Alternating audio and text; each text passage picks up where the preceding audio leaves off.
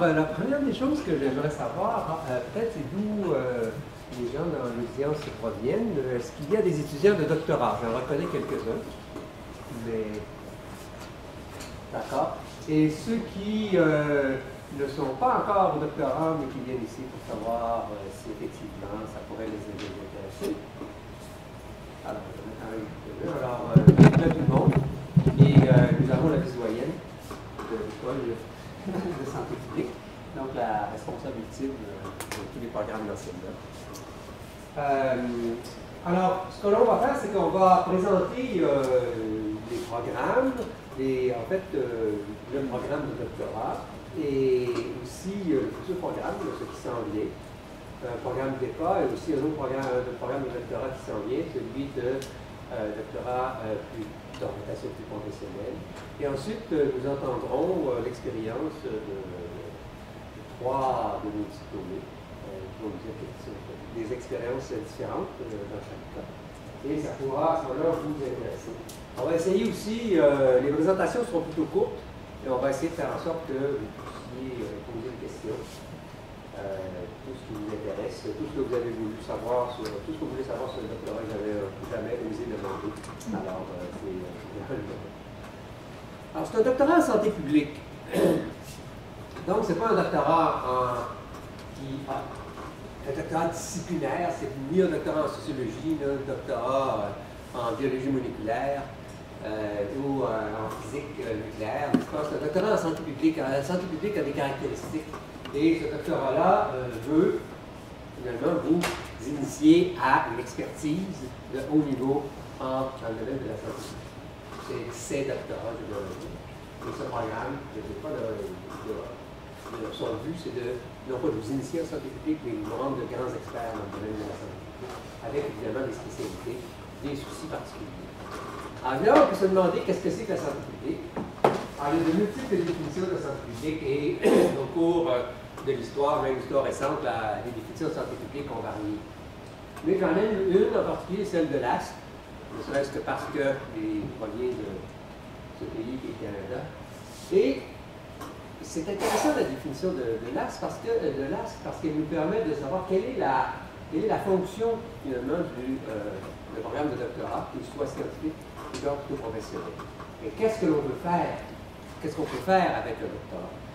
Alors, les éléments de la définition de l'ASC sont que la santé publique est une combinaison de sciences, de pratiques et de valeurs.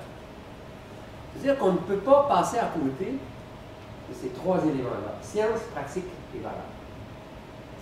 Alors, comment dit, il y a une fonction qui est scientifique. Il y a une fonction qui se crée de la santé publique, c'est autour de pratiques, c'est les pratiques de santé publique.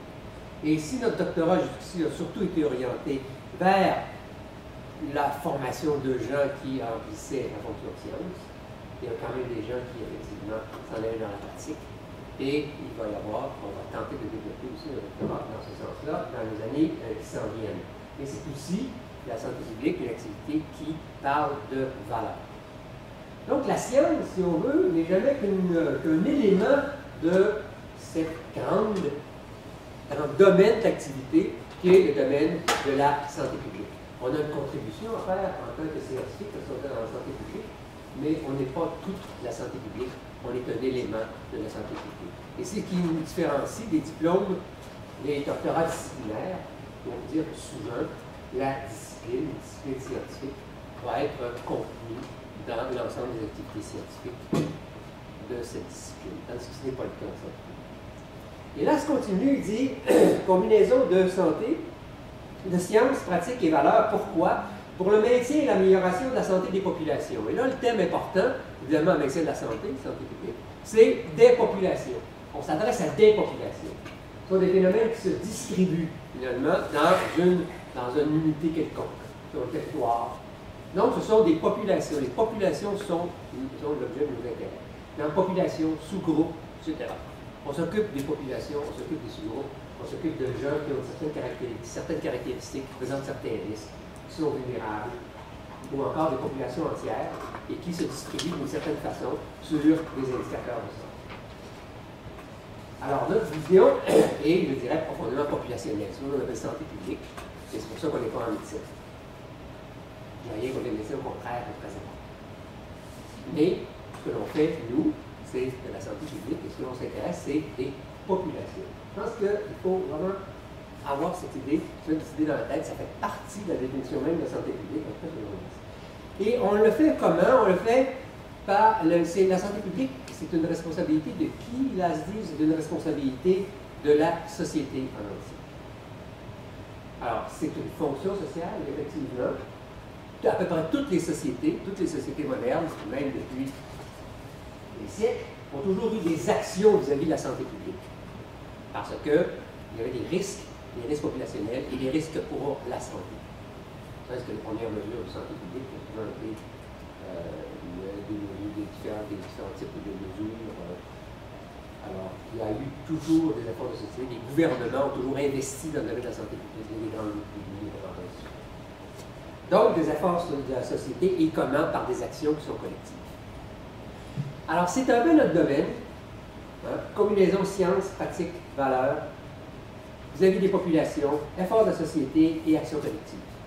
Je pense que ça définit passablement bien, c'est vraiment un genre de domaine d'activité, domaine de formation, et on va l'aborder de différentes façons, par différentes disciplines, que ce soit, qui sont représentées par exemple dans les options de notre doctorat.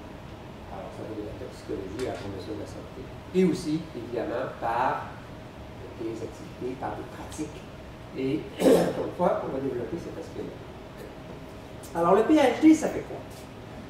Un PhD, ça s'occupe, si on se réfère à cette définition-là, ça s'occupe de science, ça s'occupe d'expertise, ça s'occupe des pratiques et ça s'occupe des activités. C'est ça qu'on va faire. Avec, évidemment, dans certains cas, plus d'intérêt vers les sciences, et dans d'autres cas, plus d'intérêt vers les pratiques. Alors, le doctorat a été créé quand? Le doctorat a été créé en 1978, à peu près 5, 6, 7 ans, tout dépend, après l'instauration du régime d'assurance maladie au Québec, 1971, 1972, à cet entour donc de ces dates-là. Et aussi après le dépôt d'un rapport supplémentaire pour la formation, à l'implantation du régime, qui est le rapport de Masterson sur la santé publique. On appelait à cette époque-là, et ça voulait une transformation de la santé publique, qui s'appelait la santé communautaire. Donc, le doctorat s'est appelé au tout début un doctorat en santé communautaire, et c'était en plein dans la ligne du développement de la santé publique au Québec, et des réflexions qui se faisaient à cette époque-là. En 1989, il y a eu une réforme, on a instauré les 5 options. Alors, 5 options que nous avons encore, une s'est ajoutée plus tard. Il y a 5 options, promotion de la santé, gestion, organisation, épidémiologie, toxicologie. Alors, vous voyez qu'il y a différentes disciplines, différentes façons d'aborder le problème, mais toujours dans le sens de la santé publique. En 1996, il y a eu une grande réforme au Québec qui a précédé, qui a eu au cours de ces années-là. Et cette réforme a transformé ce que l'on appelait les départements de santé communautaire en départements de santé publique, avec d'autres affiliations, etc. Mais on est revenu à cette notion de santé publique. Et le doctorat, à ce moment-là, s'est aussi adapté et s'est appelé maintenant doctorat en santé publique. Il me reste 2 minutes. Alors, et finalement, en 2014, tout récemment, bon, l'école de santé publique est née, réflexion sur la santé publique, sur le doctorat de santé publique. Une autre option s'ajoute, c'est l'option de la santé mentale. Puisqu'il ne me reste que 2 minutes, je vais aller très très rapidement. Et je vais dire un certain nombre de choses pour ceux qui s'engagent dans le doctorat de santé publique. Un doctorat, c'est quoi? Un doctorat, c'est à peu près 4 à 6 années de votre vie. Évidemment, quand on commence l'école primaire, 4 à 6 années de notre vie, ça reste comme toute notre vie, mais ça passe relativement vite. Mais à l'âge que l'on a, quand on commence le doctorat, c'est vraiment quelque chose, n'est-ce pas? Dire, je vais mettre 4 à 6 années de ma vie dans un doctorat. Finalement, il faut que le doctorat, ça représente quoi? Ça représente une aventure en soi. C'est évidemment pour le futur, mais il faut que ça représente une aventure en soi. Ça demande engagement, passion. Il faut que vous ayez un projet intellectuel, et après ça, que vous ayez évidemment un objectif pour l'avenir. Maintenant, est-ce que le doctorat est un objectif, est un investissement économique? Moi, je suis loin d'être sûr. C'est un projet personnel, je pense. C'est un projet personnel dans un collectif et on vous offre ici, je pense, des occasions qui dépassent tout simplement les cours, le suivre. Le doctorat, c'est pas uniquement suivre des cours, suivre des séminaires, écrire un projet de recherche. C'est aussi avoir une vie collective. Et ça, les étudiants doivent le voir comme ça et participer à ces activités, le voir comme une activité importante. Alors, notre programme, qu'est-ce que c'est notre programme? Et je termine là-dessus. Le programme de doctorat, je parle là du doctorat maintenant, doctorat scientifique. Doctorat scientifique, oui. Doctorat scientifique, c'est quoi le doctorat? Il y a en fait 4 grands blocs de cours plus la thèse. Il y a les cours préparatoires, comme vous allez voir ça, les cours préparatoires.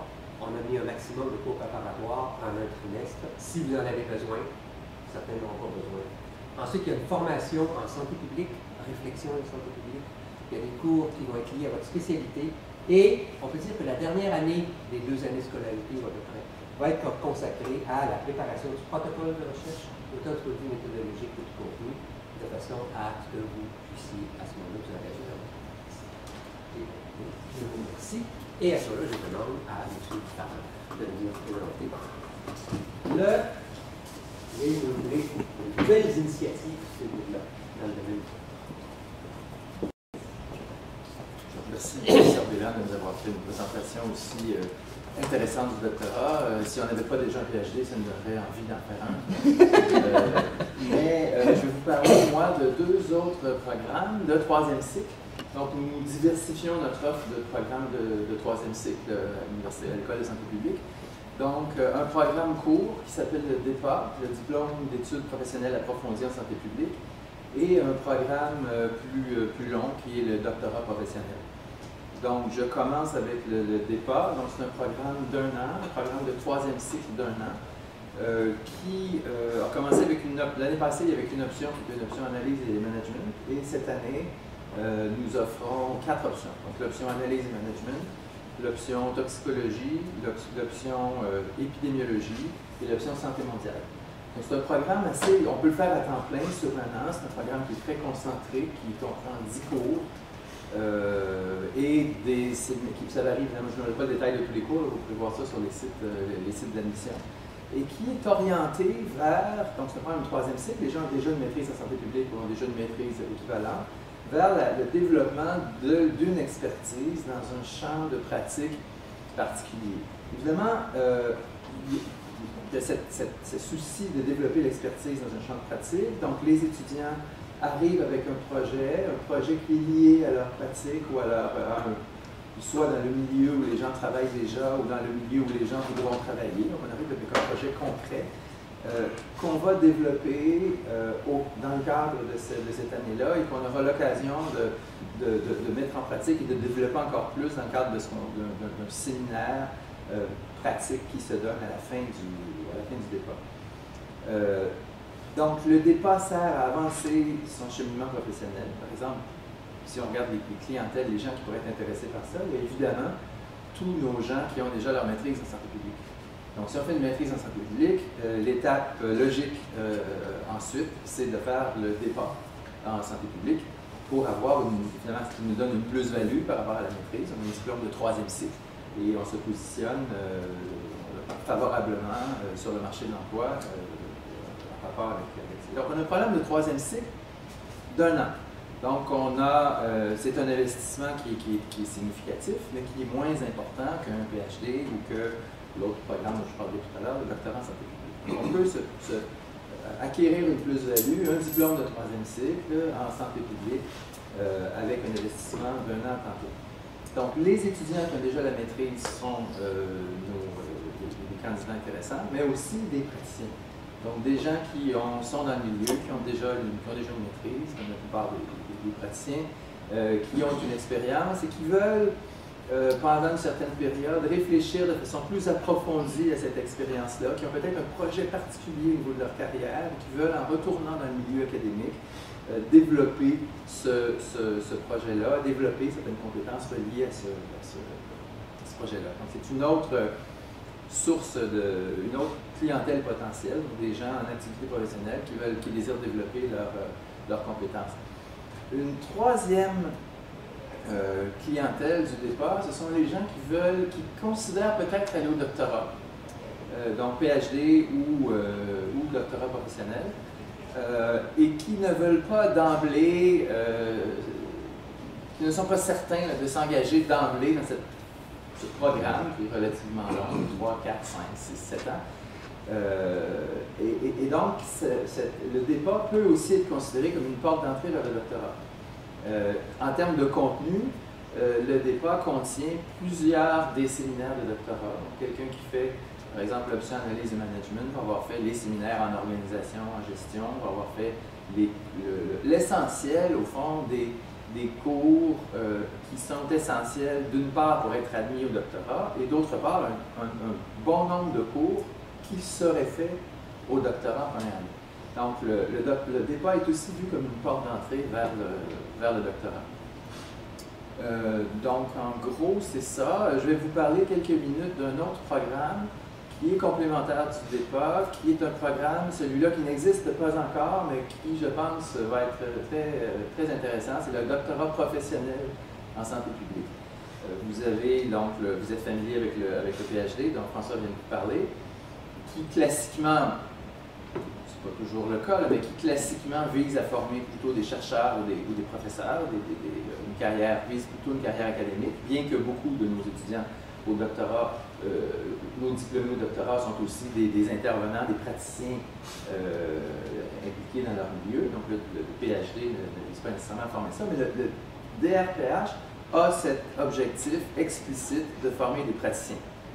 Donc, et c'est un programme, disons, plus, je ne vais pas faire de comparaison avec le PhD nécessairement, mais très structuré. Donc, avec un certain nombre de cours, 2 ans de cours. La première année, c'est le départ, au fond. Donc, les cours du départ sont, quelqu'un qui a fait la première année du départ a fait la première année du doctorat en santé publique, des cours de la deuxième année et un stage pratique d'une durée de 6 mois à 1 an, au cours duquel l'étudiant réalise sa thèse, sa collecte de données. Donc, la collecte de données et la préparation de la thèse est faite dans le cadre de ce stage, et ensuite, il y a une rédaction de thèse. Donc, si on veut rapidement distinguer, peut-être vous demandez doctorat professionnel versus PhD, on pourrait dire, en termes d'objectifs, le doctorat professionnel vise à résoudre des problèmes complexes en appliquant les connaissances scientifiques actuelles, alors que le PhD vise plutôt à faire avancer les connaissances. On veut, dans le doctorat professionnel, explorer une problématique. Par ailleurs, au niveau du... il me reste une minute. Au niveau du doctorat professionnel, la durée est entre 3 et 4 ans. Donc, il n'y aura pas de possibilité, l'encadrement va être tel que la durée va être 3 et 4 ans. Il y aura une thèse, comme au niveau du PhD, mais une thèse qui est orientée vers la résolution d'un problème complexe, et non pas vers l'avancement des théories ou des méthodes. Donc, il y a une nuance importante en termes de contenu de thèse. Examen de synthèse aussi, comparable à celui du PhD, mais beaucoup plus organisé, fait sur mesure. Le DRPH sera fait sur mesure par rapport aux étudiants, avec un comité aux besoins des étudiants, avec un comité de suivi qui déterminera les compétences que chaque étudiant désire obtenir. Et l'examen de synthèse sera relié directement avec ce plan d'apprentissage, plutôt qu'avoir un examen de synthèse minimal. Donc, bon, je pense qu'en gros, ça vous donne une idée des programmes de départ et de doctorat en santé publique. Je suis content de répondre à vos questions dans la période de questions. Merci. Merci Lambert. Vous voyez un peu la diversité des formations qu'on leur a données. Aussi, le départ mène aussi bien au doctorat traditionnel qu'au futur doctorat professionnel. Donc, on essaie de faire en sorte de faciliter la vie aux gens pour que les gens puissent choisir à gauche et à droite. Alors maintenant, ce qu'on va faire, on va entendre des diplômés de notre programme de doctorat. Alors, vous voyez déjà, il y a une certaine diversité. Bon, Madame Dubois, docteur Dubois, elle travaille ici, coordinatrice à l'association de la santé publique de l'Agence de santé et services sociaux de Montréal. Alors, on a fait une petite enquête, 37 étudiants à peu près récemment diplômés.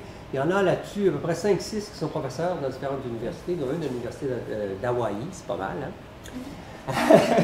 Et plusieurs, 8 à 10 à peu près, sont postdoc.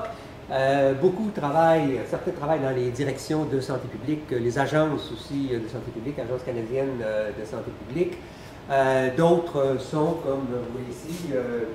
Béliveau, Dr. Béliveau, le directeur travaille dans une compagnie privée, certains sont consultants, donc il y a une grande diversité d'emplois et de lieux de travail qui sont possibles. Alors, je vais demander tout de suite à Mme Dubois de s'introduire.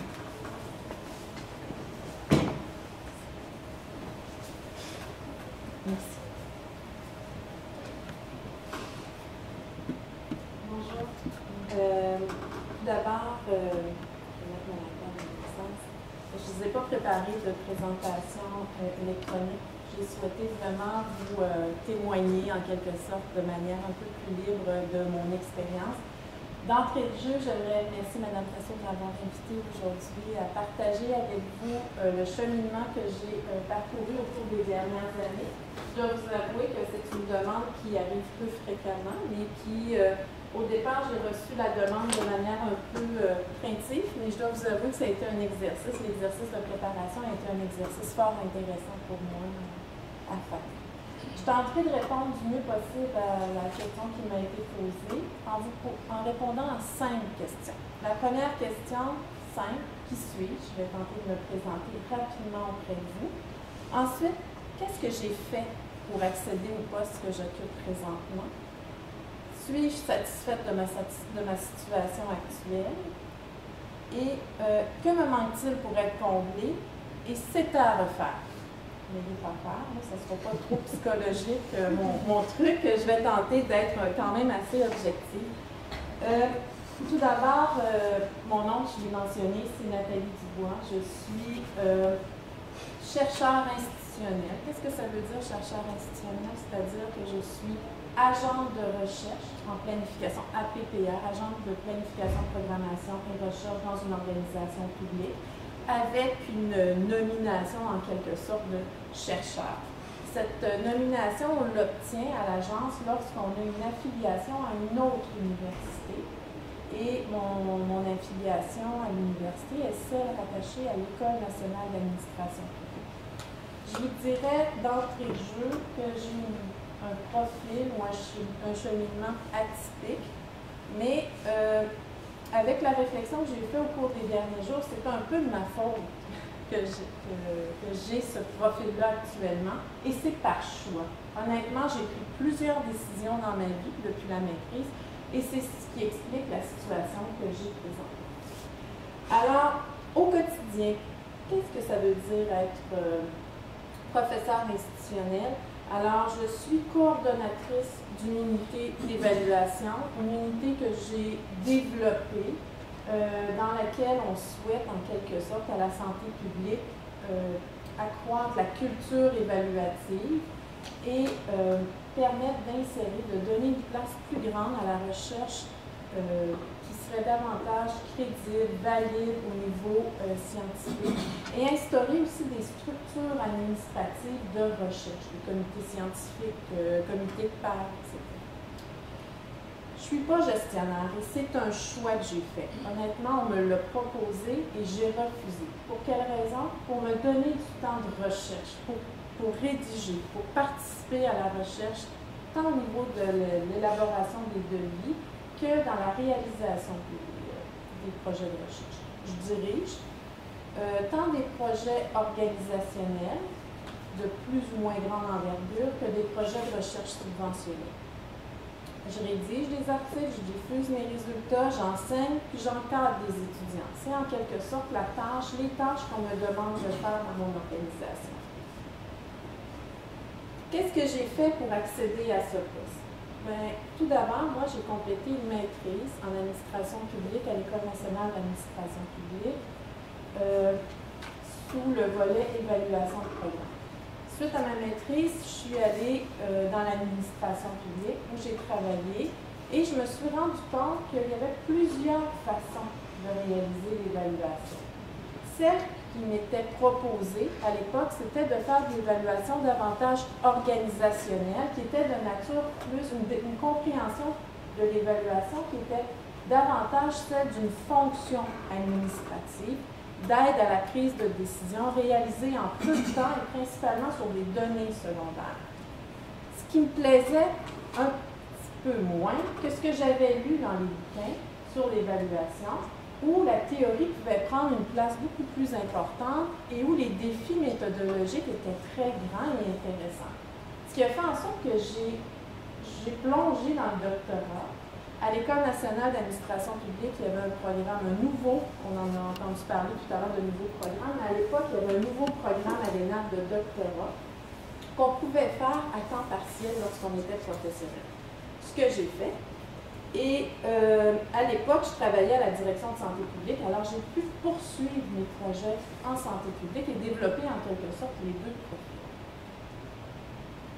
Avant ma soutenance de thèse, je travaillais dans un organisme de recherche à titre de superviseur scientifique où j'avais un salaire très compétitif. Tout à l'heure, on a parlé du salaire, mais j'ai quand même décidé d'aller vers le postdoctorat pour fréquenter ou rencontrer une école qui était davantage axée sur la recherche, qui était réseautée en termes d'étudiants, de professeurs, et c'est là où je me suis inscrite ici au postdoctorat en administration de la santé. Alors, est-ce que je suis satisfaite de ma situation? Je vous dirais que oui, je suis très satisfaite de ma situation. Je ne l'ai pas fait, je n'occupe pas le poste que j'occupe présentement par dépit, c'est-à-dire que je n'applique pas sur plusieurs postes en attendant je réalise ce travail-ci. Non, je me rends compte que je m'engage à 100%, sinon plus, dans ma fonction actuelle.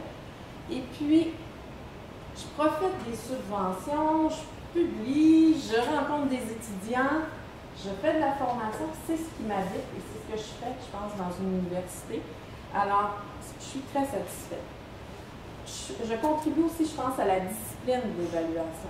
J'avais lu à l'époque Christie et Alkin qui disait que trop peu d'évaluateurs sur le terrain connaissent les théories de l'évaluation. J'espère juste être un grain de sable qui va faire en sorte que dans les organisations, on va mieux connaître les théories de l'évaluation et qu'on va les appliquer dans nos travaux. Qu'est-ce qui me manque? Je vous dirais, pour être heureuse, 48 heures par jour. Pas pour allaiter ou pour aller porter les enfants à la garderie ou tricoter, mais pour en faire plus, pour écrire davantage, pour finir mes devis. Fait que je vous dirais que j'aime ça, je pense, honnêtement. L'autre chose, c'est une santé publique forte.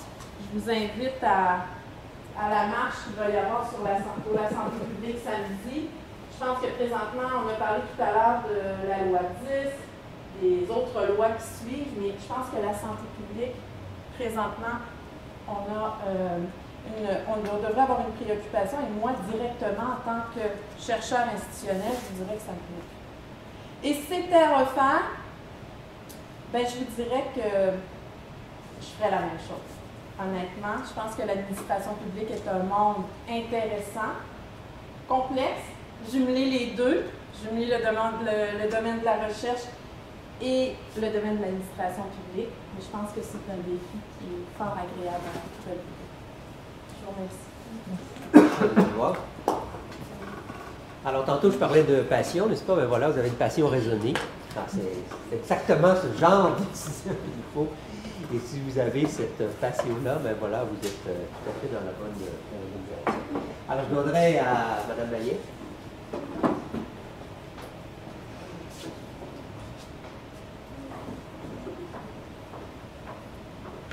Bonjour, j'ai l'impression de passer au tribunal. Bonjour, je m'appelle Lara Maillet, je suis jeune diplômée du PhD en santé publique de juin l'année dernière. J'ai fait mon PhD en organisation des services de santé, spécifiquement sur l'administration, sur l'organisation de la première ligne et la prise en charge des populations immigrantes, notamment les plus vulnérables, c'est-à-dire les réfugiés et les demandeurs d'asile. Je fais ce PhD accompagné de Paul Lamarche, qui est ici au Dassault, et de Bernard Roy, qui est à l'Université Laval. Si j'avais un conseil pour ceux qui sont déjà au doctorat, c'est par rapport au comité de suivi que vous pensez mettre en place dans le doctorat professionnel. pensé à le faire aussi dans un doctorat scientifique, ou PhD, parce que j'ai pu bénéficier d'un comité de suivi, puis c'est quelque chose qui m'a vraiment aidé, qui donne une autre perspective, même si vous avez déjà un directeur, un co-directeur ou co-directrice, ça donne une autre vision, puis des fois ça donne un peu de... Ça permet aux directeurs, aux co-directeurs de s'aérer eux-mêmes, et puis de reporter la tâche sur quelqu'un d'autre, puis d'avoir une autre vision. Donc ça c'est vraiment très important au niveau du doctorat selon moi. Ensuite, qu'est-ce que je fais actuellement? Je fais un post-doctorat, les fameux post-docs, depuis avril l'année dernière. J'ai eu un financement pour 2 ans. Et dans le même temps, je travaille aussi en consultation, que ce soit au niveau du Québec et du Canada, mais aussi j'ai rattaché mes anciennes activités à l'international dans ces mandats-là. Et à la base, pourquoi je suis arrivée au doctorat? J'ai aussi un parcours sûrement atypique, comme beaucoup de monde dans la salle. Je viens de l'anthropologie, de la démographie et de la sociologie. J'ai une maîtrise en démographie et une maîtrise en anthropologie. J'ai travaillé pendant 2 ans à l'ONU pour l'UNFP, le Fonds des Nations Unies pour la population, donc en tant qu'anthropologue puis en tant que démographe. Beaucoup en Afrique de l'Est et en Afrique de l'Ouest. J'ai beaucoup aimé mon expérience, mais il me manquait quelque chose. Je ne veux pas dire que juste avec une maîtrise, on ne peut pas faire ce qu'on a envie de faire, mais pour moi, il manquait quelque chose peut-être de plus théorique ou plus conceptuel, ou simplement pour pouvoir penser les projets. Parce qu'en tout cas, à l'international, même avec 2 maîtrises, on reste quand même à appliquer les projets pensés par d'autres à une autre échelle. Puis c'est peut-être ça qui me manquait quelque part. Donc j'ai décidé de reprendre mes études. On m'a proposé à l'époque un doctorat. Pourquoi la santé publique? J'avais toujours travaillé dans les domaines de la santé, que ce soit la santé des femmes et des enfants, la santé reproductive, et puis toujours les enjeux de précarité et de vulnérabilité, mais surtout dans les pays du Sud. Quand je suis arrivée au Canada, on m'a proposé de faire un doctorat sur les populations immigrantes, puis ça rejoignait beaucoup ce sur quoi j'avais travaillé dans d'autres domaines, dans d'autres pays, dans d'autres contextes, et là ça rapprochait beaucoup les enjeux que j'aimais traiter. Donc j'ai dit oui. Une autre des conditions en plus du comité de suivi, c'est le financement du doctorat. Ça, c'est une autre question qu'il faut vous poser si vous n'y êtes pas encore. Si vous êtes financé, félicitations, ça c'est de plus en plus difficile. Mais c'est quelque chose qui est important aussi parce que je pense sincèrement que mener un doctorat sans avoir un financement, surtout autonome, c'est pour moi très important. Mais ensuite, on peut être financé par un projet de recherche, par son propre directeur, c'est possible aussi. Mais aller chercher du financement autonome, c'est vraiment une des conditions gagnantes du doctorat. Parce que vous êtes quand même parti pour 4, 5, 6 ans. Puis on commence un doctorat d'une manière, on ne sait pas comment on le finira, parce qu'il y a une trajectoire doctorale, il y a une trajectoire de vie en même temps. Donc vous serez sûrement peut-être mère ou père à la fin du PhD. On ne peut pas savoir ce qui va se passer. Donc c'est des choses à prendre en considération. Donc c'est ça. Donc c'est ça, j'ai fait mon doctorat par rapport à ça, je l'ai continué dans cette logique. Puis à la fin, en finissant mon doc, j'ai commencé à reprendre des activités de consultation et de reprendre aussi le réseau que j'avais laissé quelques années avant au niveau international, puis le développer aussi au niveau local. Parce que c'est sûr que si vous arrivez au Québec et que vous ne venez pas d'ici d'origine, il y a aussi tout un réseau à mettre en place. Puis c'est quelque chose qui se construit avec le temps, qui n'est pas instantané et puis qui se travaille énormément. Donc c'est quelque chose aussi que je vous conseillerais, c'est de mettre en place des réseaux un peu dans le domaine dans lequel vous vous spécialisez, mais pas uniquement, pour pouvoir garder des portes ouvertes et aussi profiter d'opportunités qui se présentent à certains moments. Ensuite, par rapport à la consultation en tant que telle, c'est ça se passe beaucoup au niveau du réseau, ça se passe aussi beaucoup au niveau de vos compétences, puis surtout, il ne faut pas hésiter, avec un PhD, là je parle du PhD scientifique, parce que je connais moins le PhD professionnel qui va être mis en place, mais il ne faut pas hésiter à mettre de l'avant les choses vraiment différentes de la plupart des gens que vous allez rencontrer en milieu d'entreprise, en milieu que ce soit des organismes communautaires, ou peu importe avec qui vous allez travailler, vous allez avoir une façon de penser de manière systémique, de manière stratégique, et aussi après développer au niveau opérationnel. Puis ça, c'est quelque chose qui vaut de l'or. C'est pas quelque chose qui est très reconnu au départ, généralement, et puis il ne faut pas se le cacher, on sort, on a un PhD derrière notre nom, on est plutôt vu comme un boulet que vu comme une super ressource, on s'entend là-dessus. Mais il faut vraiment mettre ça en avant parce que c'est ça que vous représentez, c'est ça que vous avez avec vous, puis c'est ça vos cartes à jouer. Puis ça se développe, puis ça se montre, puis ça se prouve. Et ensuite, la preuve, j'en suis une des preuves, c'est que les gens ensuite ils n'hésitent pas à venir vous chercher, puis c'est cette expérience, ces compétences qu'ils viennent chercher auprès de vous.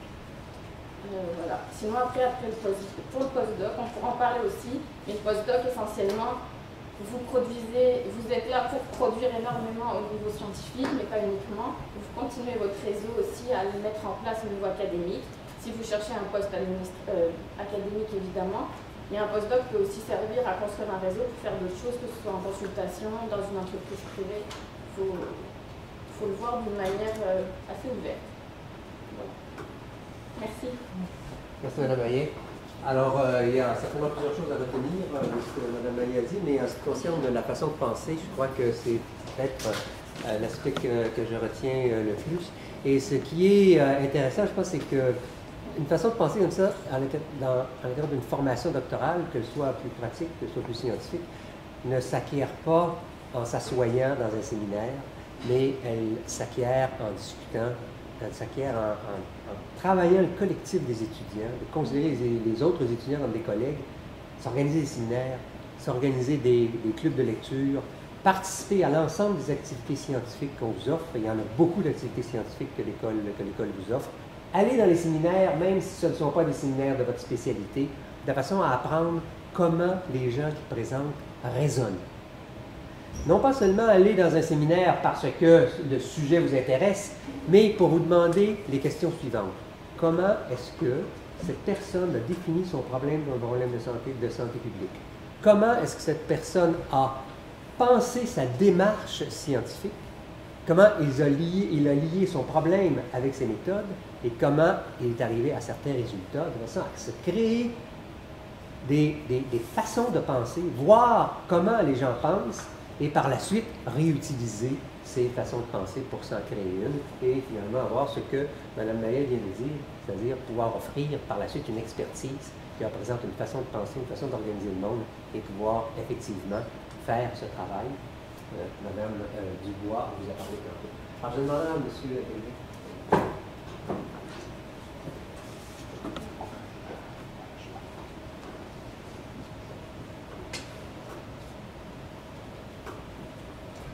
Bonjour, c'est avec grand plaisir que j'ai pu avoir l'opportunité d'être avec vous aujourd'hui pour partager avec vous les expériences que j'ai eues, d'avoir eu cette opportunité de commencer les études universitaires à travers SIQI, qui est vraiment intéressant et stimulant, auquel je vous invite tous à y aller. Effectivement, je dois vous dire d'abord que je suis médecin de profession. J'ai pu avoir l'occasion de venir à des cours d'été qui s'étaient organisés dans le temps, dans les années 97-98. Donc j'ai pu participer fréquemment, soit à 2 ou 3 occasions au cours d'été. Et j'ai pris goût à la façon que les connaissances ont été transmises aux étudiants qui étaient venus de toutes parts, qui venaient de plusieurs pays. Moi, je revenais d'Haïti. Donc c'était toujours pour moi un plaisir d'apprendre pendant ce moment-là. Et j'ai pu m'inscrire finalement au programme de maîtrise en administration de la santé. Donc, tout s'était bien passé. Et j'ai eu la chance de faire ma résidence au niveau de la région régionale de Montréal-Centre à l'occasion de la commission Claire, qui était à l'occasion concentrée sur l'organisation des services et le financement. Vous voyez? Donc c'était très intéressant. Et de là, j'ai pu travailler de près avec le directeur général à l'époque, M. Villeneuve, qui me supervisait comme résident. Et de là, on a pu mettre en place un projet avec l'Université de Montréal. C'était le premier observatoire sur la gouverne et la transformation des organisations de santé avec le professeur Charles Denis. Il y avait aussi la passation de Calvin à l'époque. Ça a été un très bon projet qui, je pense, a évolué en GETOS, si je ne me trompe pas. Vous voyez? Donc, de là, j'ai pu retourner en Haïti. Et j'ai pu faire l'expérience de tester le marché international, le marché du travail. J'ai été en entrevue dans plusieurs organisations et ça a passé à tout. Donc, j'ai finalement accepté de travailler à l'organisation panaméricaine et l'Organisation mondiale de la santé. D'abord comme consultant national pour VIH-Sida, mais aussi j'ai eu à coordonner le projet conjoint avec la Banque interaméricaine de développement pour offrir des services de base aux personnes vivant avec le VIH-Sida. De là, j'ai évolué pendant un certain temps. Après, j'ai rejoint le UNFPA, et c'est le Fonds des Nations Unies pour les affaires de population, auquel j'ai occupé le poste de numéro 2. J'étais le représentant adjoint à l'époque. Donc j'ai passé 3 ans à peu près avec eux. Donc on a eu une très bonne expérience de travail.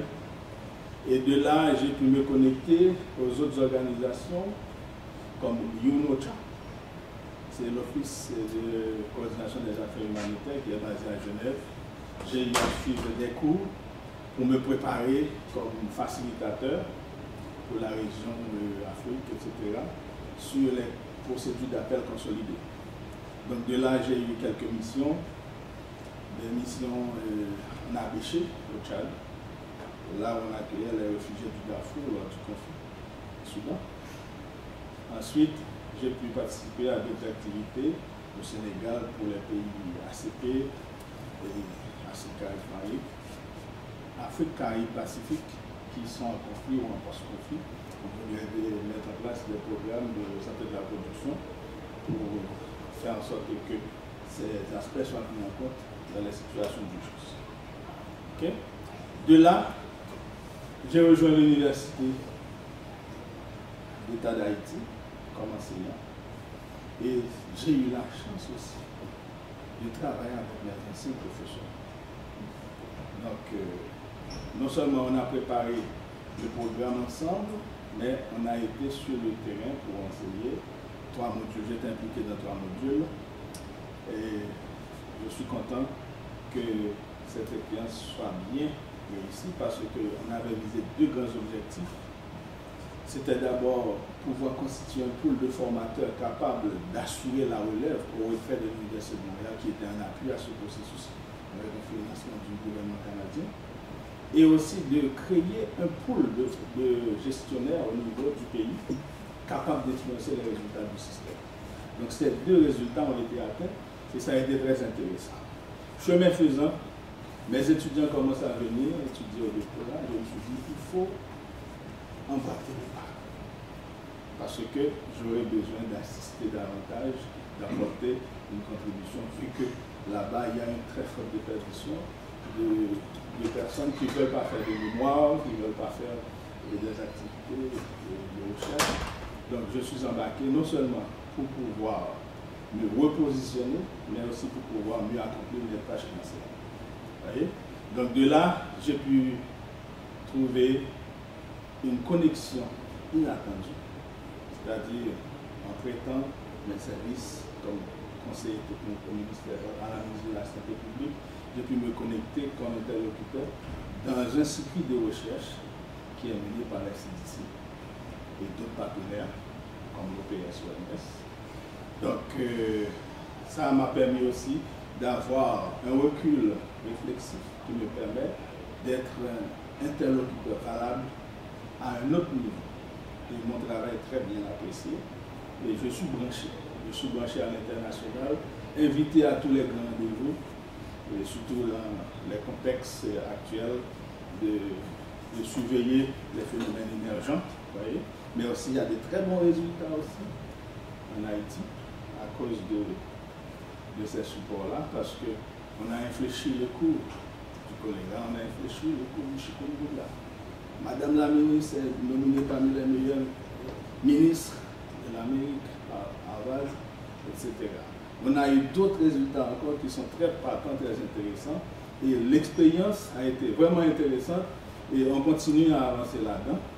Et je vous encourage aussi à suivre le chemin, parce qu'à tous les coups, ça a toujours passé. La formation est très bien appréciée, et ça intègre bien les milieux internationaux. n'hésitez pas. Vous qui voulez faire le chemin avec l'Université de Montréal, il faut le faire. Parce qu'on est satisfait de ce qu'on est aujourd'hui et de ce qui nous attend demain. Donc, la grande ambiance, c'est de devenir enseignant, chercheur et aussi un facilitateur de l'organisation des services au niveau du terrain. Et c'est ça qui nous a permis d'enrayer le pas à ces épidémies, l'organisation de la réponse en ce qui a trait au contrôle et à l'élimination de ces maladies-là. Haïti a eu des certificats internationaux de reconnaissance de l'élimination de la rougeole, de la rubéole, du syndrome congénital de rubéole et aussi l'éradication de la polio. C'est des résultats patents auxquels on contribue et qui nous rend fiers. Merci pour votre support. Merci à cette qualité de l'enseignement et au support que vous avez donné comme accompagnateur sur le terrain. Restons soudés, que nous soyons les ambassadeurs de l'ESPOUM, de l'Université de Montréal, du Québec. Merci, M. Adrien. Ce qui est remarquable, c'est l'expérience que nous amènent souvent les étudiants. Pour avoir été responsable d'un séminaire de tous les étudiants du doctorat PASS depuis de nombreuses années, il y a plusieurs personnes comme ça qui nous arrivent avec des expériences de santé publique très importantes qui contribuent à ce moment-là à la vie intellectuelle et à la formation de chacun des collègues. Quand je parlais tantôt que le doctorat est aussi une question d'interaction avec les étudiants, c'est ce que je voulais faire. Alors, notre dernier conférencier, M. Ligou.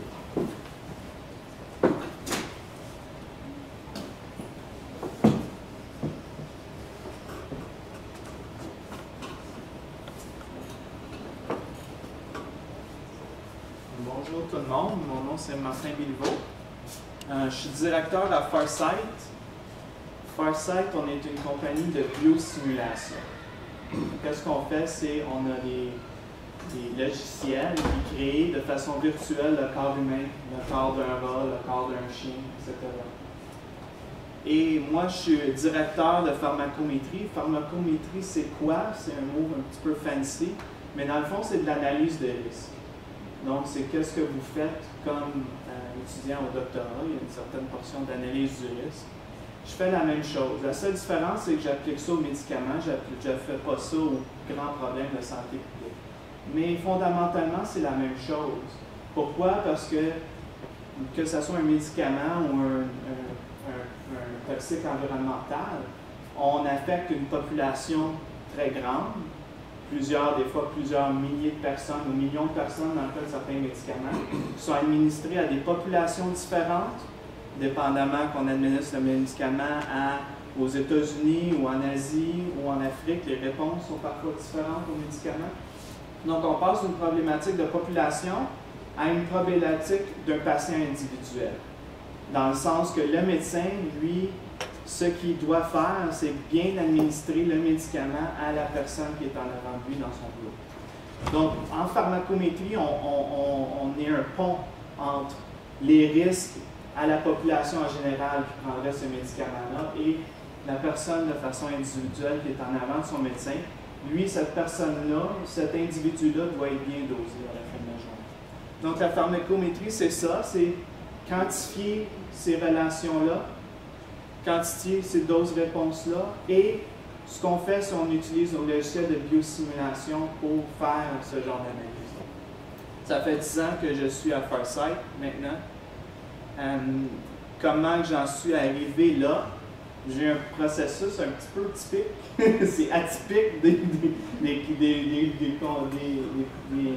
cheminements qu'on a eus aujourd'hui, mais je suis un étudiant qui a tout le temps, même durant mon baccalauréat, adoré la modélisation et la simulation. J'adorais ça. C'est quelque chose, j'ai eu une piqûre durant mon bac. Et évidemment, à Montréal, il n'y a pas beaucoup d'endroits qui se spécialisent dans la simulation et la biosimulation. Un de ces endroits-là est à l'École de santé publique de Montréal, dans le département de toxicologie, de santé environnementale et santé au travail. J'ai appliqué, j'ai été accepté, donc j'ai suivi ma maîtrise et mon doctorat dans cette option-là, dans cette optique-là de biosimulation. évidemment en santé publique et en environnement. À la fin de mon doctorat, j'ai considéré un cheminement de post-doctorat. Ça ne m'intéressait pas personnellement parce qu'on me proposait la même chose que je faisais durant mon doctorat. Et ça, c'était quelque chose qui ne m'attirait pas. Je voulais faire quelque chose de différent. Une de